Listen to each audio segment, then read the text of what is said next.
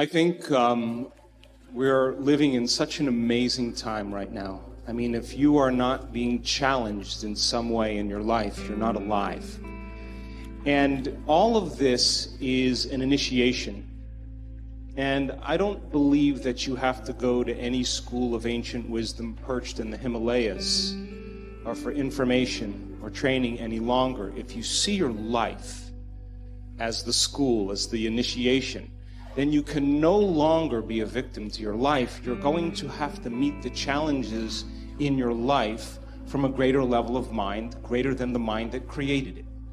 And so there have been plenty of peer-reviewed articles on the power of peace-gathering projects that lower crime, that lower trauma incidences of death and economic growth. It's all related to what's happening right now for us.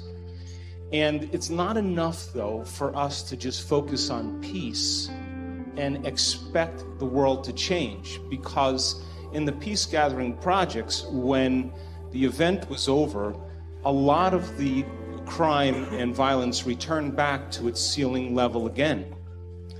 It's more important for us not only to embody that peace and feel it, but then to demonstrate it. And when we begin to demonstrate it, I think we give people permission to do the same. That means that we can't be preaching peace and then be stuck in traffic and, flipping people off or arguing with your coworker. You don't get to stand up for peace if you have conflict in your life. So when we start that self-contemplative process of looking within, and instead of judging someone or something, look to see if there's an aspect of ourselves within that person or within that situation that we may need to change. And if we're all doing that at the same time, something greater, a greater consciousness is going to emerge. And so I believe that it should never be about a person. It should be about principles. And when we stand up for principles, that creates community.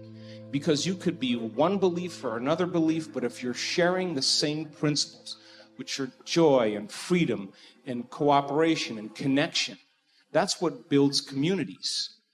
So then, everything in our world right now is reminding us of separation. Whether it's war, whether it's violence, whether it's political deceit, whether it's prejudice, all of those things cause us to live by those stress hormones. And when we're living in that state of survival, we're not trusting, and we become more selfish. So then, starting our day asking ourselves, what would be the greatest expression of myself I'd like to present to the world? And then making the choice to not get up until we are that person, I think that begins to demonstrate greatness. And when there is adversity and when there are challenges in our life, the question, of course, becomes, how do we become supernatural? And that means we're going to have to do what feels unnatural at first. When everybody else is in poverty and lack, that's the time to give. When everybody else is in fear and vigilance, that's the time to show courage. When people are angry and hating and prejudiced, that's the time to show compassion. People are competing to rush to get to the top, that's the time to change your energy and draw the experience to you. And if you keep doing what's unnatural over and over again, sooner or later you're going to become supernatural. And then what happens is that we have neurons in our brain called mirror neurons, and those are empathy neurons. And when you fed your kid as a child, you went like this. You don't know why you were doing that, but you were unconsciously or subconsciously asking them to mimic your behavior. And they look at you and they follow your actions. And so when you all of a sudden demonstrate greatness in your life, and I don't care if it's just letting somebody ahead of you in traffic or helping someone up or picking up a piece of litter or garbage, and people witness that, they're more prone to do the same. And so we begin to change the world, I believe, by changing ourselves. All of this, the work that we do, really is to teach people how to regulate internal states independent of the conditions in their external environment. That when you finish a meditation, If you get up feeling the same way as you sat down, nothing really happened. Nothing happened neurologically, biologically, chemically, hormonally, genetically. You're still in the same state of being. But when you get up and you feel like an elevated sense of self, and your heart is swollen, and you have a clear vision of your future, and your energy's different, the question is, how long can you maintain that state? So you're literally broadcasting a whole new electromagnetic signature in that state. Thoughts tend to be electric and feelings tend to be magnetic. And the way we think and feel is what we broadcast into the field. And what we broadcast into the field is our experiment with destiny. So then when you go within and you disconnect from your outer world and you sit your body down and it's no longer experiencing anything and you're not thinking about your schedule, your past, or your future, as I said today, you're being defined by thought, and you're making your inner world more real than your outer world. When you open your eyes and you present yourself to the world, the job then is to not react emotionally to the same conditions in your life, because the moment you react emotionally, you're equal to the conditions in your life and you're back in your past. So then when you fall from grace and you move off that state, then you sit down and you realign. You begin to tune in again and you change your energy again. Now, when I'm going through change in my life, or I have a specific outcome that I want to create, I love to get up early in the morning. That's my time. I'm a 4:30 in the morning guy because that's my time. The rest of the day I'm serving, but I love getting up early and changing and working and having some time to myself. And I believe that when I invest in myself, I invest in my future. And that time in my morning, nobody bothers me because that's my time. And because of brain waves and brain chemistry, the door between the conscious mind and the subconscious mind is more open. And so if I get up early and I'm kind of between theta and alpha, I don't have to work as hard. I'm not thinking, I just kind of relax into the moment. In the evening, I always ask myself, how did I do? How was one lifetime in one day? Where did I fall from grace? What happened? And so then when I look at seeing how I reacted to someone or something, or I made the choice that I could have made a better choice, I naturally, and we all do this, begin to think, well, if the same situation happened again, how would I do it differently? And that's the act of beginning to come up with a new plan. The act of rehearsing it in your mind begins to install the circuits in your brain, priming your brain so that when the next experience happens, you could modify your behaviors to do a better job in life. That's called plasticity. So it doesn't matter for me what meditation I do any longer. I like to just get up in a new state of being. And so if you're doing the blessing of the energy centers in the morning, you're aligning your autonomic nervous system.